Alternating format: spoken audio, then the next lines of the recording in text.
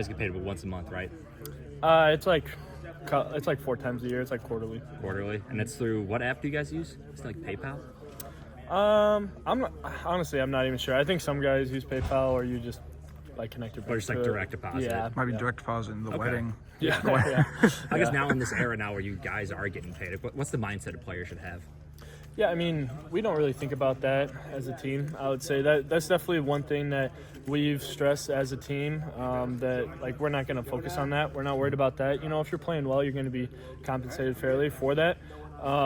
So we're not in like the situation where like everybody's telling everybody how much they make and everything, and there's jealousy and like, oh, why is he making more? I'm playing more. I had more tackles, like that kind of thing. We really, I think, have put ourselves in a really good position to avoid any of that kind of conflict down the road. So you wouldn't say it's not like an unspoken, so it's sort of like an unspoken thing, or you guys addressed it first off as a hey? Yeah, we addressed it like right away. Like right when it came out, we were like, you know, people are going to get paid, but you know, you don't. That's like a private thing. Like, you don't ask a girl how much she weighs, and don't ask a guy how much money he makes, right? So, yeah, that's kind of the mindset that we've had with it.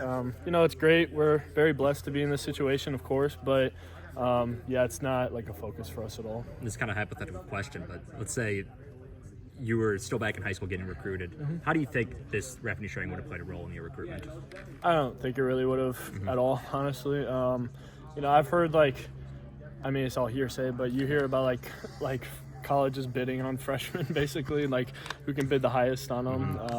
I think that's kind of stupid. I mean, when you haven't like produced anything in college, it's kind of hard to, you know if somebody's going to turn out or not. But yeah, I don't think it really would have affected my decision at all. Your recruitment lasted like 5 minutes though too, didn't it? Yeah. It was one phone call and that was it. I was done. I was like, I'm coming here. There's no question. So yeah, that didn't. Yeah, I wasn't like, well, how much are you going to pay me? I wasn't like that. So I got to ask you, how do you guys even study Albany? Like, I think there's like 50 players that have left compared to last year. Yeah. Like the coach is an interim coach. I know they're the same OC, but like, you just kind of walk in the room and like, hey, coach, like, where do we start? I know, yeah, it is tough because from a personnel standpoint, we haven't been focusing on that as much. Like, hey, your guy is a lunger or he's a two-hand puncher or one-hand puncher, like that kind of thing you can't focus on, obviously, because we don't really know who's going to be starting. Yeah. I mean, they put out a depth chart, but even that, like, they don't really know.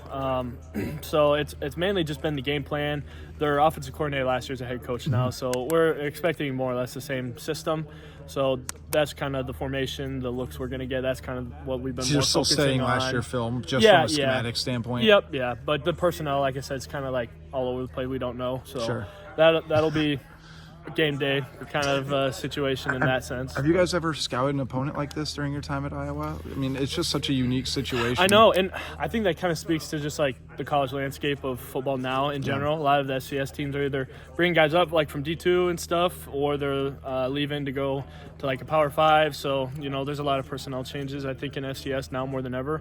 So, yeah, it is challenging. I don't think we've ever had a team where it's like they have like 4 starters that we know are going to play or something. Like, yeah, it's, So, I mean, it's a different situation. When you focus on your own matchups or what you think might be your matchups, I mean, are you still kind of like, do you even go back to like high school film, or like if they came from a previous school, or are you just really going to focus on yourself and their scheme and then try to figure it out as the game goes along? Yeah, kind of like what you just said. Kind of just focusing on the scheme and everything, and as the game goes along, we'll kind of get a general idea, but you know, we're going to just work on what we're working on, and if we need to make adjustments like on the field, then we'll make those adjustments. But I think the game plan we have now is really solid, so we're just going to stick to that.